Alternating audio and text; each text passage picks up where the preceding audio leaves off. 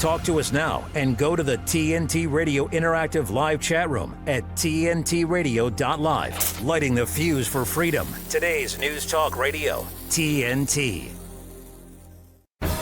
Political commentator and investigative journalist. You're with Patrick Henningsen on today's News Talk Radio, TNT.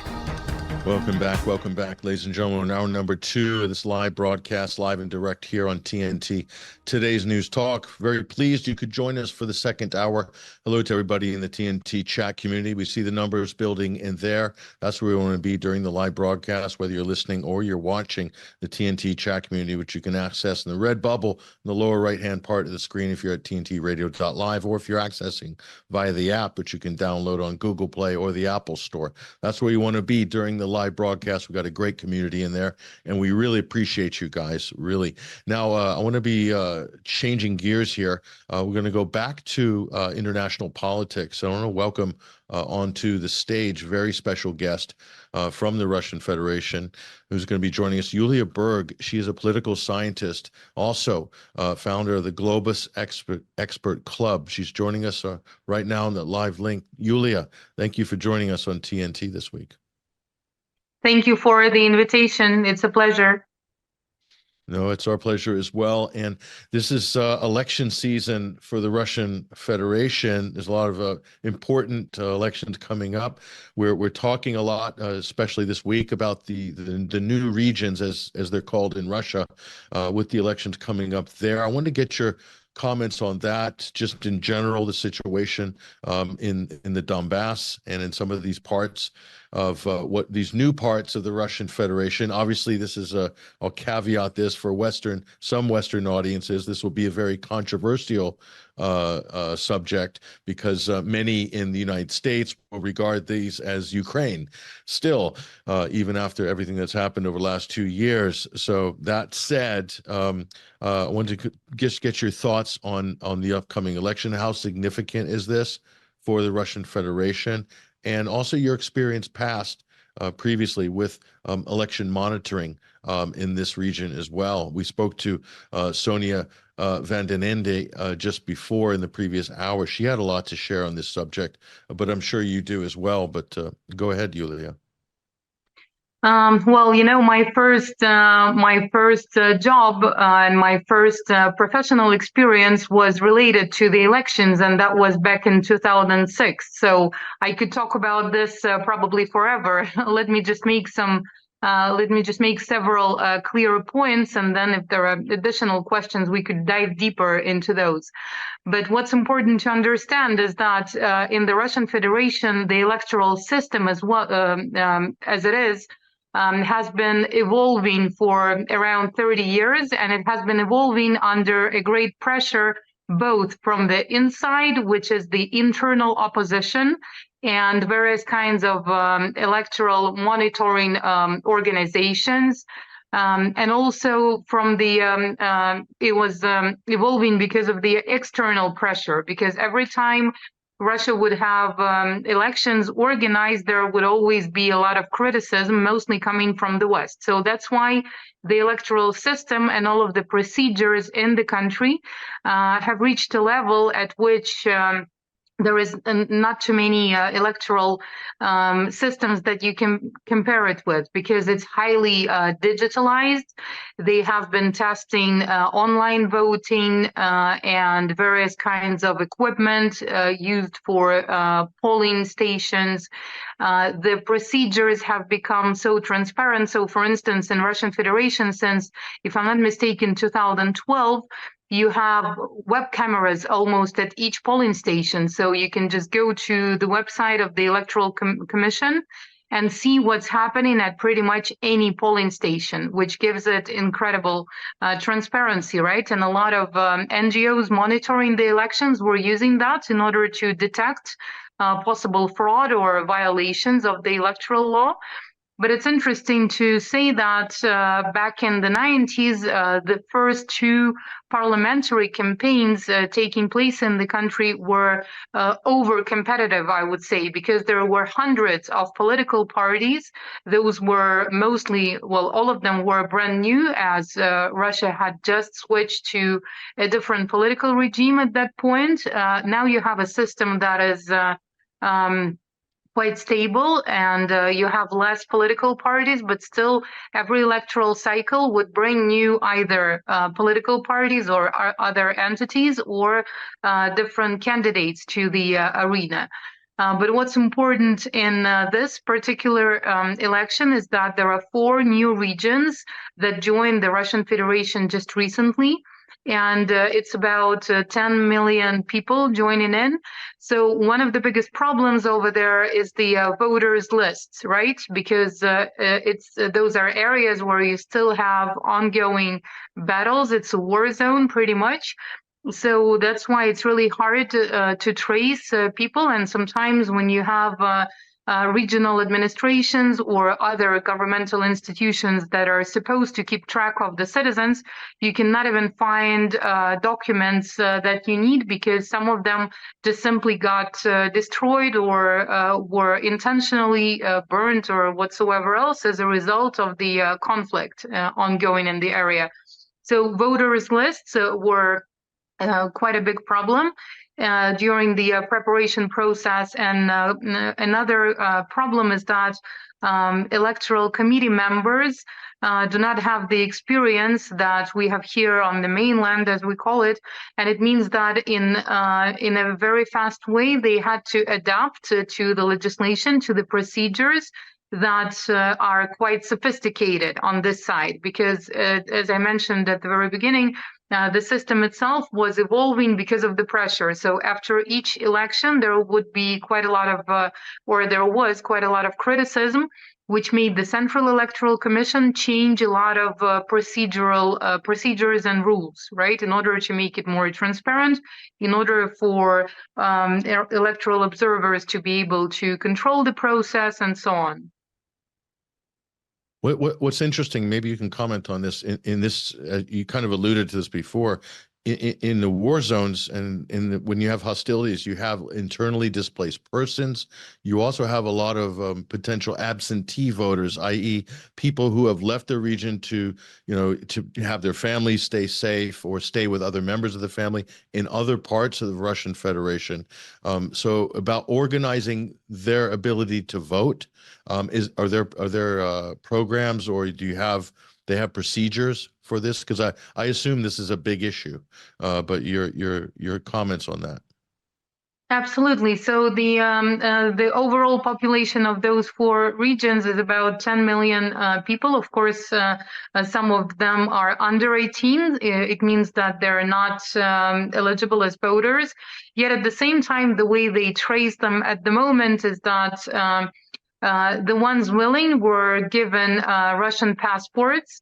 And so this is something that can easily be traced. Yet, just like you mentioned, there are internally displaced people. There are some people who are absent because after getting the passports, a lot of them moved to safer areas or just simply more comfortable ones. So it's not easy to trace them. And at the same time, you have quite a lot of people that are normally based in other regions of the Russian Federation, but do their service in those regions. So for them, the procedure is that beforehand, several days before the election, they need to come to the closest polling station where they intend to vote, and they need to register as voters. So they need to provide valid documents that show that they are normally based somewhere else, and registration in the Russian Federation is obligatory. So it's a stamp on your passport that you have that basically says where you live or where you mainly live.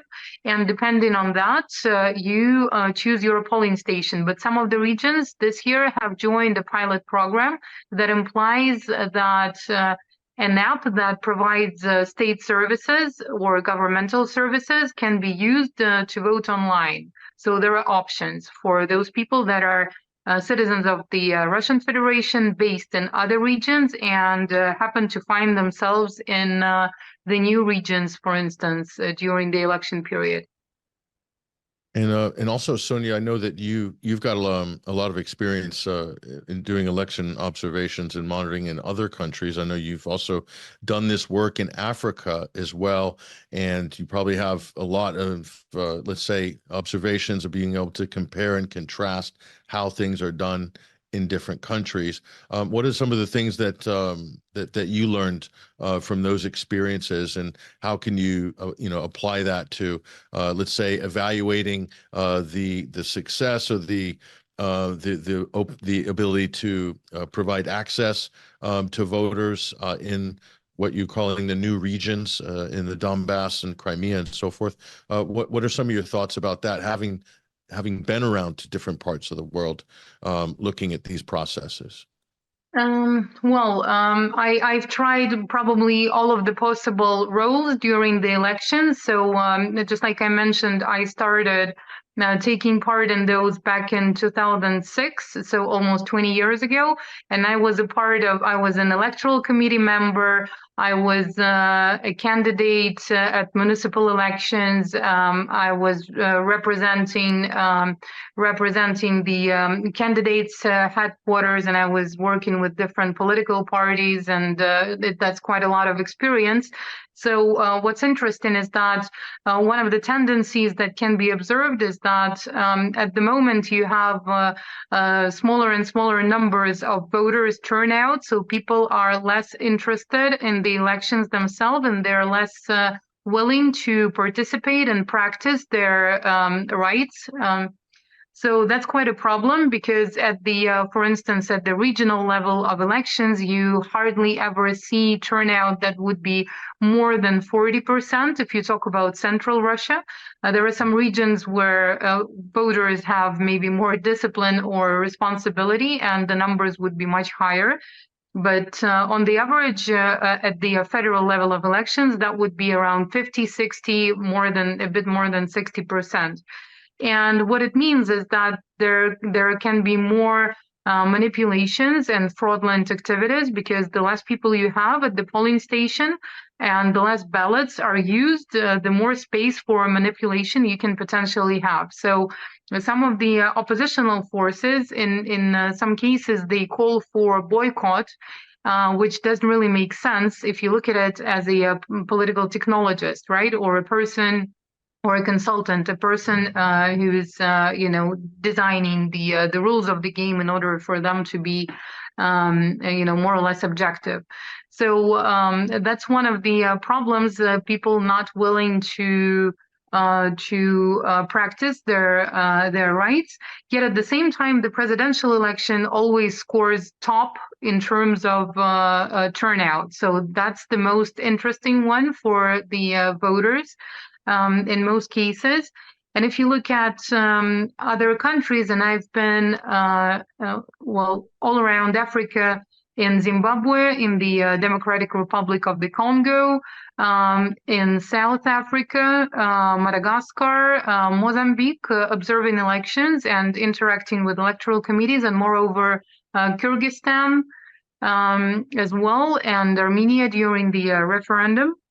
So the rules are very different from country to country. But what is interesting regarding the African election is that instead of putting a tick on the ballot paper, in many cases they would use their thumb and put like a fingerprint.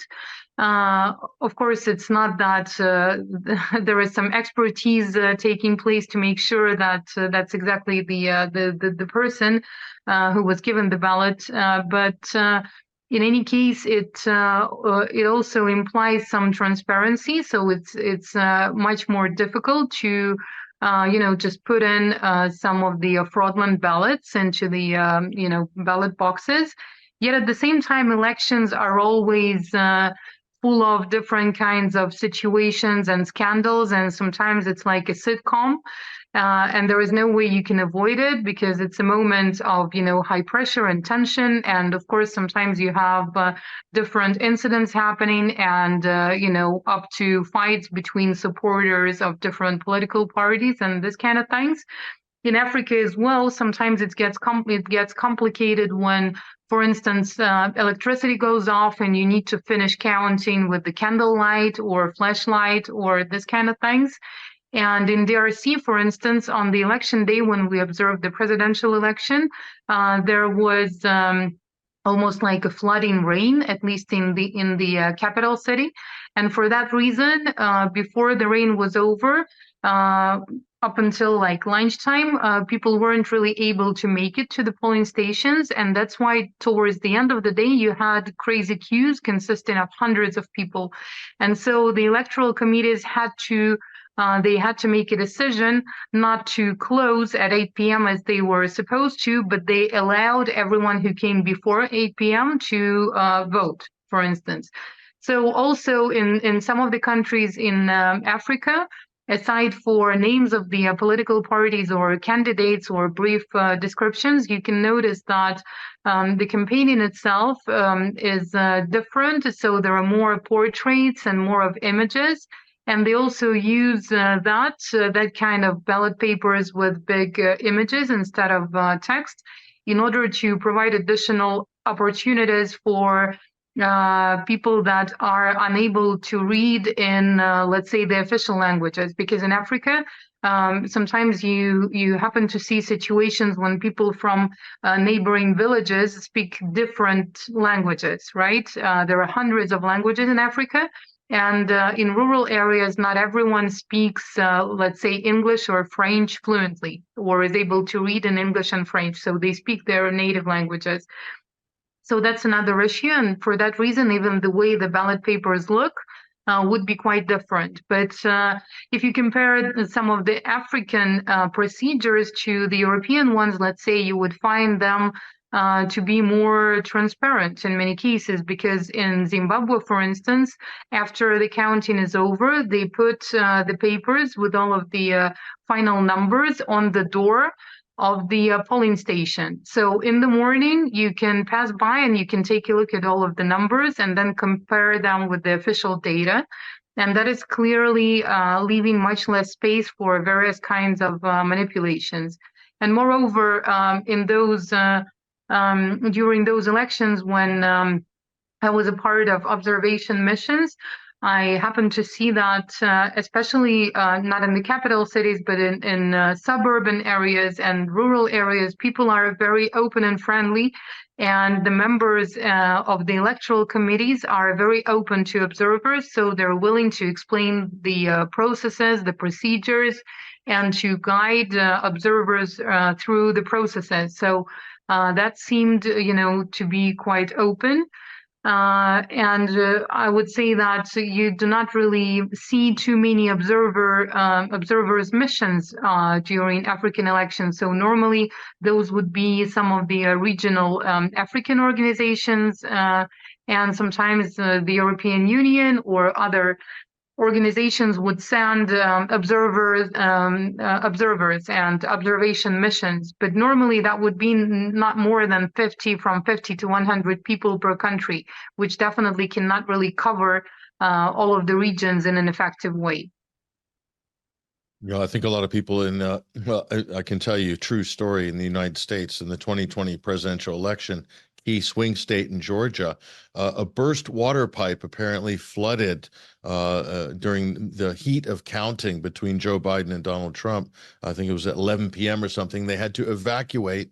The giant facility, and then they stopped counting for many, many hours. And all of a sudden at 3 a.m., they apparently began counting again, and as if by magic, Joe Biden shot ahead of Donald Trump.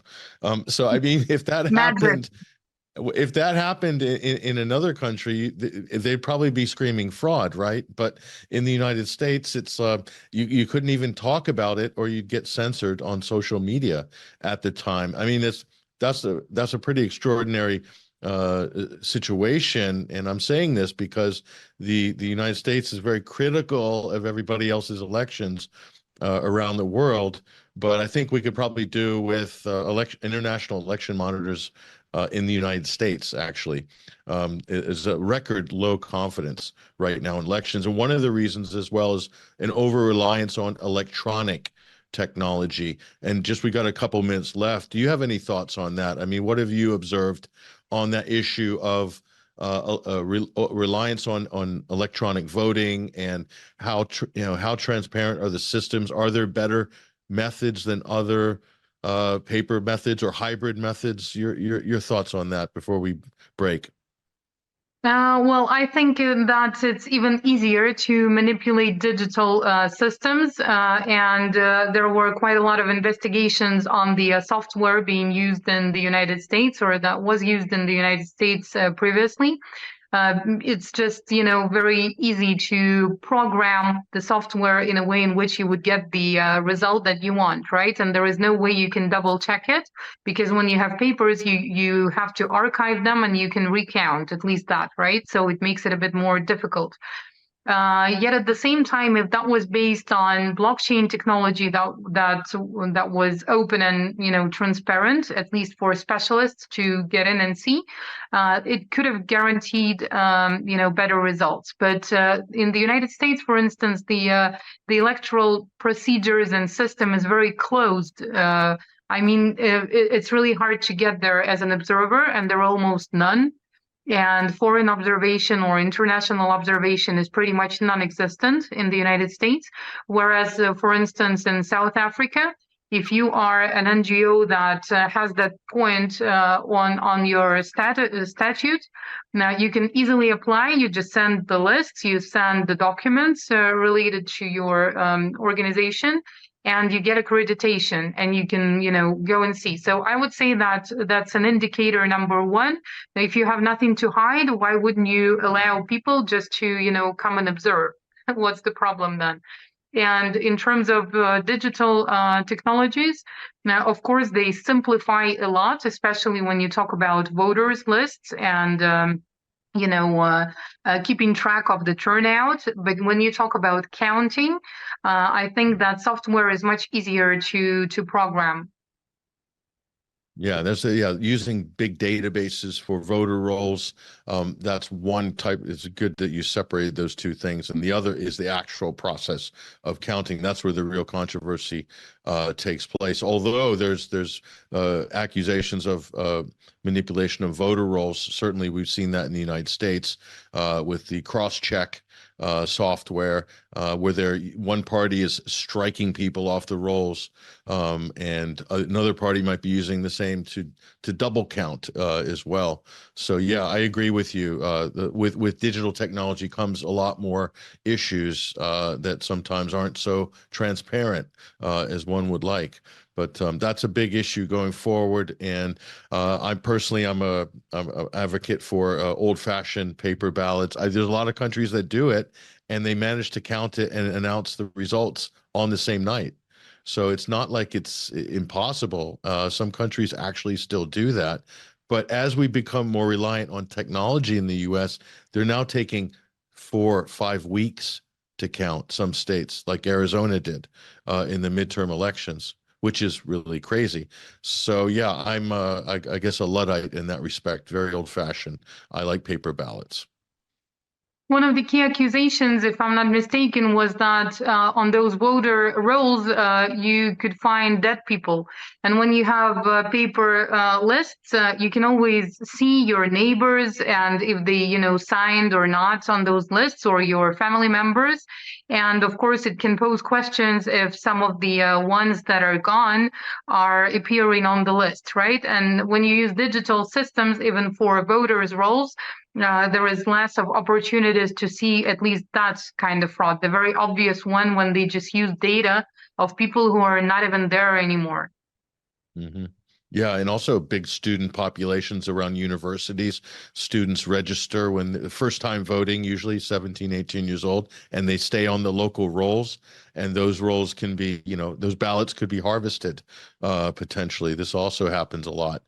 Certainly, I can talk about this in the United States. So, yeah, there's a lot of potential problems. But yeah, we're going to break now. But Yulia Berg, we really want to thank you for joining us on TNT this week and sharing your thoughts and your insights on this important issue. Thank you. There she goes, ladies and gentlemen. That is Yulia Berg from the Globus Expert Club. She's a political scientist. Really appreciate her insights on this. We'll be talking more about this tomorrow as well. We're going to bring in some more people who are based in this region, in the Donbass, to discuss this. We'll get down to a lot more insights, a lot more detail, and also the political and geopolitical problems around the region and beyond. We'll be discussing those as well tomorrow. Let's take a break, however, and we'll connect with our research assistant for the show, Christian James, on the other side to look at the budget fiasco in the UK and much, much more coming up in just a few minutes. Stay right there. TNT's Jason Olbourne. What that sneaky World Health Organization, that private organization linked to the United Nations, is planning to do to take away yours and my medical sovereignty. Or pretending that they're not going to, of course, because it just so happens that they have got the ability to look into a crystal ball, see around corners, and tell us that there is yet another virus or disease or sickness coming for us, and the only way that we survive it is to do exactly what Tedros tells us to do, even though the man's not even a doctor.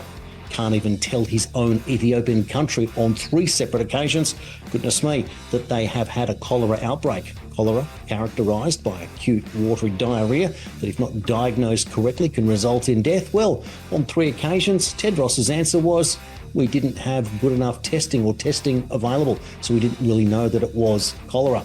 That's the guy who's leading the world. Weekends with Jason Olbourne on today's News Talk, TNT. A better business tip from TNT Radio. One reason people tune in to TNT Radio is often because they're loyal to a specific show or personality. Our personalities have been a part of people's daily routine, and people continue to tune in. They trust TNT Radio and are highly engaged with the content. If you'd like more information about advertising on TNT Radio, simply fill out your details on our contact page and we'll be in touch. To find out more, go to tntradio.live. It sounds pretty good. It sounds real, dude. Not bad, huh? This is today's News Talk Radio, TNT. Welcome back, ladies and gentlemen. We're in the second hour, final segment of the second hour of this live broadcast. I'm Patrick Henningsen, your host. This is TNT. Today's News Talk. We're live and direct here on Thursday. Incredible discussion. I mean, we're bringing you the best political scientists, the best experts on these issues. The election issue is huge. We'll talk a lot about election integrity during this year in 2024 as people gear up for the big November face-off, supposedly between Joe Biden and Donald Trump. We'll see if Biden makes it the distance. Same could be said for Trump. He's facing his lawfare challenges in court as well. But it's great to hear how other people are dealing with these issues in other parts of the world, whether it's in the Russian Federation, whether it's in the Donbass or in Africa or Asia, South America. So great to have the caliber of guests that we are getting on this program. Really appreciate for the last hour as well, being able to speak to these people. I want to bring on to the call right now, Christian James. He's our research assistant for the show. Christian, thank you for joining us. Oh, thank you very much, Patrick. A pleasure as always. I mean, I just listened to your introduction there about the face-off in America. We potentially are going to have a face-off here in the UK as the tension hots up for the Conservatives and Labour. As of course, Jeremy Hunt yesterday just levelled the playing field with his proposition for what is going to be the budget 2024. So yeah, it's all to play for because 2024 again. Politics, of course, are inbound this year. You have the United States presidential election. Of course, there's going to be a potential general election here as well. So the entire Western Hemisphere likely is to change on a political scale. So the UK general election likely to be called in the fall or the autumn, I'm told. Now, the Tories, the Conservative Party, have a special skill They have a knack for survival that is unparalleled in politics. Like them or hate them, love them or loathe them, they can survive a nuclear holocaust, apparently. They literally cannot be destroyed. And so their knack for survival has them continuously the longest reign in modern British political history. They're still on a roll since 2010. Okay, so how does it look right now? You talked about the red box, the budget week, the budget fiasco. Is this going to help or hurt the Tories in the run up to a general? Well, effectively, it's a sales pitch in many ways. What the budget really is what their plans are going to be for the foreseeable future, potentially from what will be point zero, which will be when that election win happens. Like you say, it could be in the fall, it could be in the autumn of 2024. It could even be called as early as May, as I've heard on the back channels. But ultimately, this is Jeremy Hunt's plan. He's set us on a path to low taxes, he says, and I don't find that to be true at all. He is our Chancellor of the Exchequer. For a lot of people don't even know what that term means.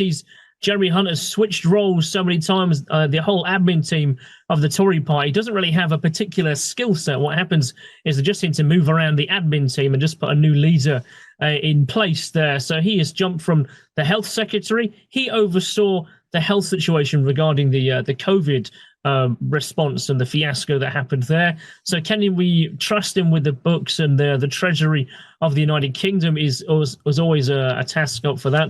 He's made a couple of promises that he sets out, a couple of plans that he wants to lay out for the United Kingdom in regards to the sales pitch, as I said, for what the Tories are going to do. Of course, we've got soaring costs. Energy bills are going up. Utility bills are going up. Inflation is biting. How will he make this happen?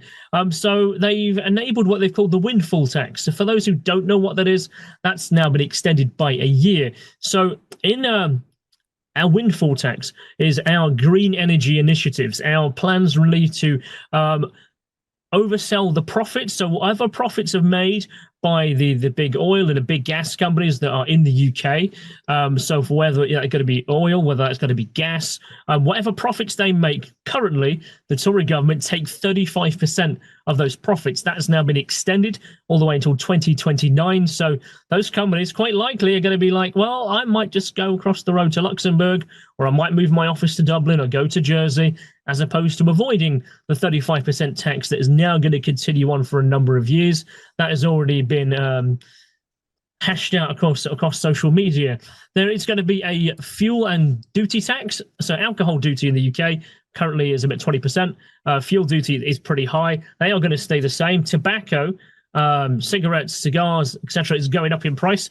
In fact, I worked it out. It turns out cigarettes for a pack of what used to be 20s is now 19s and 18s. They're going to be 15 to 16 pound a pack. What? Yes, 15 quid for a packet of fags. Yeah, there's going to be a new vape tax. So currently, vapes are sold at, well, the profit margin on vape is fantastic. I mean, you'll find these vape shops everywhere. In fact, there's almost as many vape shops as there is betting shops in the UK. So there's now going to be a vape tax. So that might actually knock quite a few of those shops off. There is an interesting caveat here, is that the Office of Budget Responsibility, a bit like the Office of National Statistics, they are a watchdog who says this budget might not work. And they've come out and said, well, we actually, the measure of the national insurance versus the value of how much is being paid out of our gross domestic product, our GDP, actually is now so high, it actually is close to what we were paying in World War II. So there's a worry here that basically we're paying, regardless of how much tax the UK government is receiving from the people, actually they're having to spend most of that back out, and that doesn't balance out too well. So Mr. Hunt also says that he wants to grow the GDP faster than ever before. He's created a new ISA class, a new savings class, to boost the UK stock economy. He, in fact, wants people to save £5,000 tax-free and then invest in UK businesses. He wants to see more people getting interested in the stock market, which actually he's hoping will push up our UK stock position on a worldwide stage. But really, there's a couple of things I really wanted to talk about today. So one of which is he's promised £2.5 billion to the NHS to help their services and continue out their business. Because, of course, they are underfunded, as many people say, and perhaps rightfully so.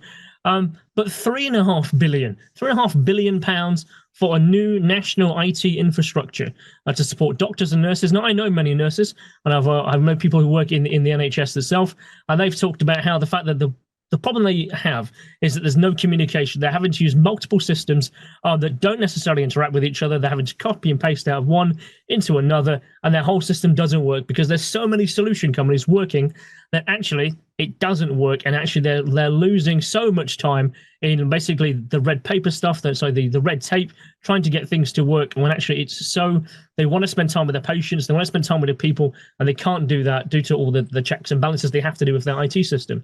So perhaps rightfully so, they now want to have a infrastructure that is in one uniform model under one uniform company. But wouldn't you know who won the pony on that particular one is that potentially, and it hasn't been confirmed as yet, but that is going to go out to consultancy company Infosys.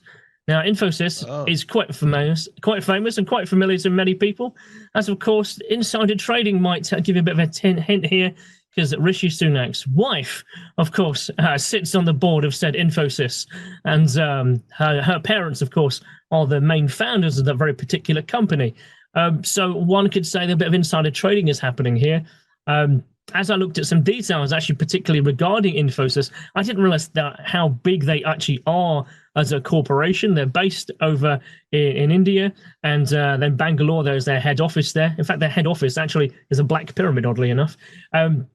Their main office of research, though, actually is not in India. It's actually in Israel.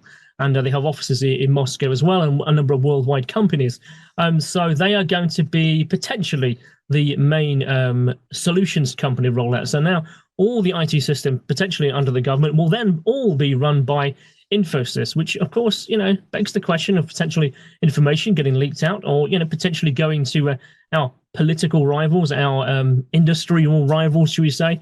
Fujitsu, of course, is also part of Infosys, so we'll be seeing how that plays out. I was looking, of course, at Rishi Sunak's deals over recent times. I learned that there was a multi-billion-pound deal with Infosys that happened a couple of years ago, just 1 month before they confirmed the deal for the oil and extraction gas in the North Sea. And Infosys took over the BP technology systems at that time, and they made a nice big killing on that internally. Rishi Sunak also invested $500 million in Moderna just a month before the pandemic was announced. So potentially there could be, an interesting correlation here with what's happening. So Infosys, they signed an interesting deal back in 2010 with the state of Israel. So they actually signed an agreement, actually a memorandum of understanding as part of the Global Enterprise Collaboration Program. And they're basically, their goal is to make technology worldwide under one technology system of communication. They're also the company that also took on the national digital identity that was being pushed by Tony Blair over here. So you can imagine when we start thinking about the bigger picture, these things might well be interconnected, particularly when you know some of the topics that you and I and many people who watch TNT have thought about and have discussed over the recent years. It must be known that the Israeli entrepreneur who currently oversees the Israeli arm of said Infosys company is a guy called Yuri Levine. He is a veteran of the Unit 8200, which is the Israeli elite cyber warfare division. So he's now running that particular organization. You can only imagine what kind of information can be gleaned from the inside regarding this particular company. From here also, I read a report from the Times of India reporting about Infosys. And it says in there that they actually are going to be behind the scenes taking over another role from the government here in the UK. And this actually ties in directly to what Jeremy Hunt said this week. He talked about how he wants first responders now to have another technological support arm, and that is going to be drone applications and drone technology as part of an overhaul of first responders. The idea is that you could send a drone potentially to a situation as opposed to sending police officers or emergency services, perhaps to evaluate what is being seen. That makes a sort of sense. He's planning on rolling a £230 million rollout of this technology. And wouldn't you know who won the pony on that particular technology rollout. It's Infosys again, although potentially Serco may also have a deal in there too, potentially as a subsidiary. So what better way to assess the need for police is to have it go out to contract to a third-party company. I don't know if you've seen as well as I have, and I'm sure many people in the UK have seen this. If you look at your council tax bill this year, there's an awful lot of money going to your police and your fire service and your adult social care and so on. Which is something I want to come back to in a little while, is that they've gone considerably up in the price and percentage this year. Also was talking about how victims of crime this year will now be able to make video calls live to emergency services. And so again, as I touched on earlier, so the idea is that they want to level the curve of inflation. They want that to come down in a couple of months' time.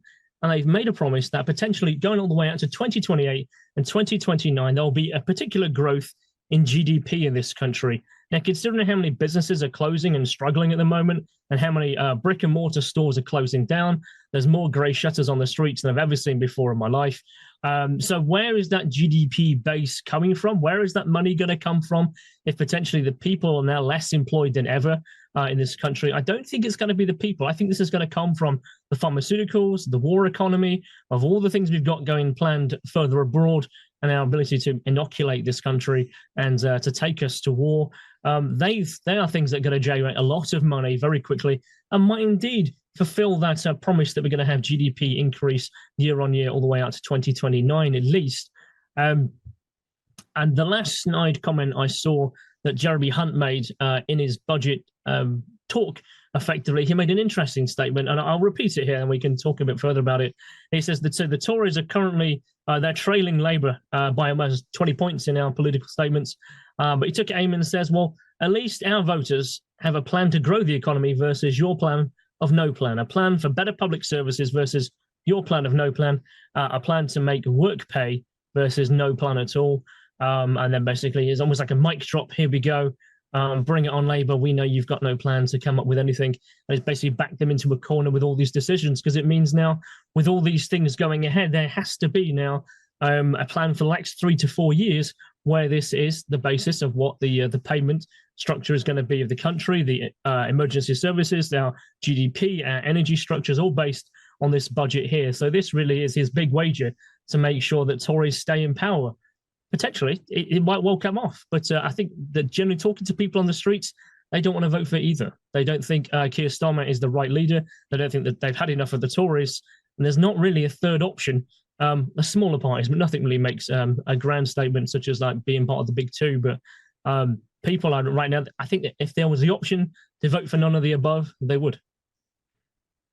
Whenever you hear politicians saying they're going to flatten a curve, that's when you want to be really concerned at that point. We've suffered that one before, haven't we? Yeah. So, or flatten the sombrero, as Boris Johnson infamously said in February of 2020. The rest is, of course, history. But yeah, that's an interesting take there. Not much difference really when you drill down to it between Tories and Conservatives. Or Labour and Conservative, not much difference at all. Many people would say that Keir Starmer, the Labour leader, is the Tories' Tory. He's more Tory than the average Tory. I think some people sort of, yeah, that's a valid criticism there. So I don't see much choice there, certainly not on foreign policy, Christian, not on much of anything else. The question is, how are the polls going to look closer to the election in the fall? Could we get another Conservative win? Is Rishi Sunak going to be the prime minister at that time? Are they going to shuffle him out like they normally do these days? So put somebody else in the hot seat, who knows? But what we've seen over the last couple of years is just like absolutely horrendous from a political point of view. But maybe we'll get more of the same. I'm with Christian James, our research assistant for the show. We're going to take a quick break, however, with TNT. When we come back, we will hit the ground running with a couple of other massive stories we're going to cover. I'm Patrick Henningsen, your host. Stay there. We'll be right back. With his expert analysis and opinion, this is TNT Radio's Timothy Shea. Out of the frying pan and into the fire? It looks as though that might indeed be the case. Sure, we're going to be rid of Glitch McConnell is Senate Minority Leader, at least in November, maybe. But he'll still be in the Senate until 2027, no doubt pulling the strings behind the scenes. And now there's talk that South Dakota Senator John Thune might replace him as leader of the Senate Republicans. That would be an absolute disaster, not only for the Republican Party, but for the America First agenda, and indeed for all Americans. You don't like Donald Trump? That's fine. He's not the issue. The issue is enacting legislation that's going to enshrine the America First agenda into law so that subsequent Democrat presidents can't simply undo it with the stroke of a pen. No, we need a House and a Senate that are going to start putting America ahead of other countries and start putting Americans against citizens from other countries. It's time to take care of home base. From MAGAInstitute.com, this is Timothy Shea for today's News Talk, TNT. Political commentator and investigative journalist. You're with Patrick Henningsen on today's News Talk Radio, TNT. Welcome back, folks. Welcome back. We're in the final segment of the final hour of this live broadcast. Thank you for rejoining us. Got Christian James on the line, a research assistant for the show, talking about the UK budget, general election coming up, the Punch and Judy aspect, of course. But there's other bigger issues. I think right now, everybody's worried about the state of the financial system, the global financial system, by anyone's account, hugely over leveraged. So we've got that issue. Then we've got the CBDC, central bank digital currency issue that's looming, that certainly central bankers would like to activate, given the right crisis, given the right pretext. But the general fears of a cashless society, the fact that more and more we're seeing banks closing, we're seeing cash not accepted. Certainly COVID accelerated all this with the sort of unfounded fears that the virus was lurking on the cash and leaping off the money. That was the supposed scientific explanation, which turned out to be a complete hoax. It didn't live on the money, and it didn't jump off and spread by dirty cash. But Christian James back on the program. Christian, on this issue of the cashless society, there's been some developments on this, haven't there, down under? Yeah, down under there certainly is. But before we hit that down under section, let's talk about. So I've got quite a few friends who work in the banking sector here in the UK with the likes of Lloyds and NatWest and Barclays and so on. And I had a conversation with one on Saturday, and he was talking about. So he's an accounts manager, and what he was telling me was that he's been drip fed information that he's been told that within 3 to 5 years, all physical banks in the UK are actually due to close regards to his certain bank. So he works at Lloyds. So he says all customer-facing services are actually going to be stripped away, all physical buildings gone. And they're going to be replaced with pop-up shops that are going to be located mainly in department stores and in in shopping malls, basically. Just let's say 4 walls, 2 people, 2 laptops, and that will be your banking interaction. He's also said that ultimately, if people come in and want more than £3,000 in cash, they don't even physically have it in the bank. They have to actually go and request that money get sent to them, then give the money to the customer because they don't physically have any money in the bank anymore. And he says that the whole banking industry has changed entirely. So yeah, the whole cash touching thing, it was fear generated by the fact that people didn't want to touch money due to COVID, and plus also it really ties into what people want, a cashless society. So this is the cashless society story I wanted to hit on is what's happening in the heartland of Australia right now, or more rather the west side, Bank West particularly.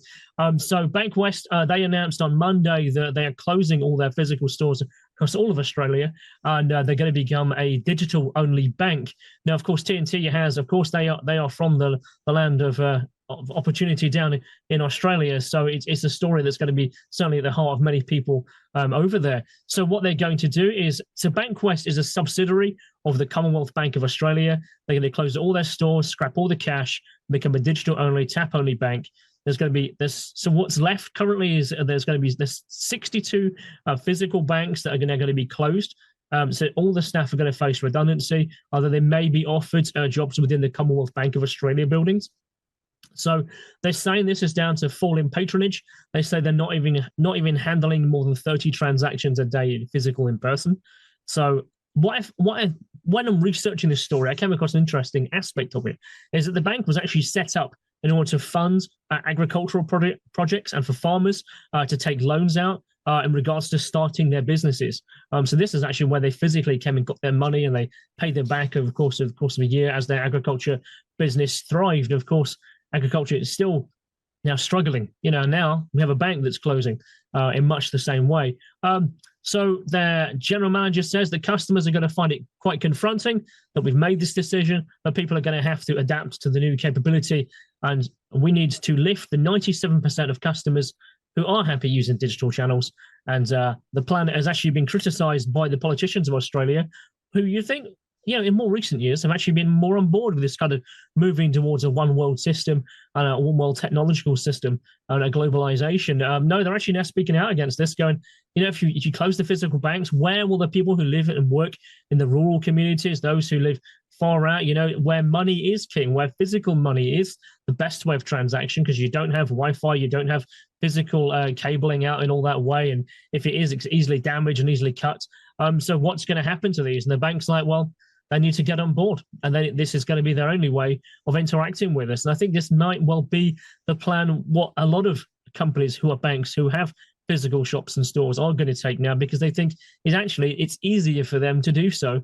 We don't want to be paying for brick and mortar stores, and customers will still want to trade with us, and we just don't have a shop for them to do it in anymore, and because they can do all their transactions via an app on their phone or via the internet. I mean, there is something to be said for physically using money. You mentioned to me on the back channel that Moscow is cash only, Nepal is cash only. My friend, my son, who came back from Japan recently, that's mainly a cash society. So I think cash is still king, and we need to make that happen. And we need to encourage people to be using their money, because it is the economy that makes the world move.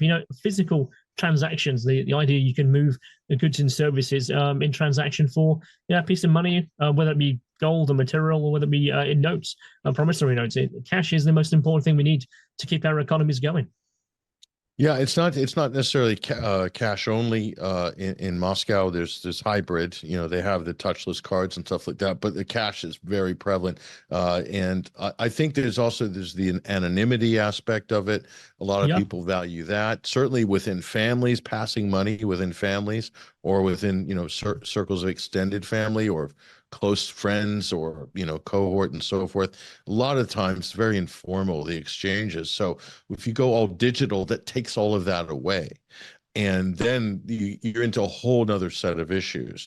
So what I've noticed, Christian, is the further you go east in towards Asia and into Asia, you'll see cash very, very prevalent. Same in Africa as well. And some people say, well, that's because it's not developed, but there are a number of very highly developed countries. You mentioned Japan, where cash is still very prevalent. So I think I'm an advocate for a hybrid system. I think the option should be there for both. And even if it's a nominal expense, it's not going to break the bank, no pun intended. But I think that choice needs to be there, because to me, it's about quality of life and choice, and also just having that flexibility, and on the dangers of going fully digital and cashless. I mean, there are serious inherent dangers in that to freedoms, liberties, and freedom of choice and privacy. Let's be honest. That's a real issue. So I'm not a Luddite. I think these are important principles that need to be upheld for people. But that's my 2 cents on the issue. Yeah, I guess as we've got got a few minutes left here, so I guess one of the things in the TNT chat box I noticed as I joined the chat was, please say something positive. Please say something interesting. Hopefully there's some daylight at the end of the tunnel. I wanted to make sure I had a story I could actually make people smile about. So this one is something I spoke to you about a couple of weeks ago, is that for those who play video games, those who interact with PCs and play games, an interesting game has actually been released this year. And it ties in with the American political race, as it were. So the game is actually called The Political Machine 2024. It's a simulator based on the American election. So the idea is you can play as real political figures, customize your own candidate, and it has an immersive glimpse into the world of US politics. The game's meticulous, when I can say the word, attention to detail mirrors the current US demographics and political trends and backstabbing, and delivers a strategic and political savvy gaming experience. Now, I am actually considering now buying this game and actually following it through and see how well it tracks as a simulation through the entire process all the way up until November's a big election. The idea is you can bolster your campaign, you can pay people off, you can bump people off, to make sure people in states pay your way. And it has quite a few of the things that we've spoke about over the years, such as the ability to rig certain areas of certain parts of the election, which I think is a really interesting example about how the US political system is right now, and certainly is in many areas, where you might be able to swing votes by acting maliciously.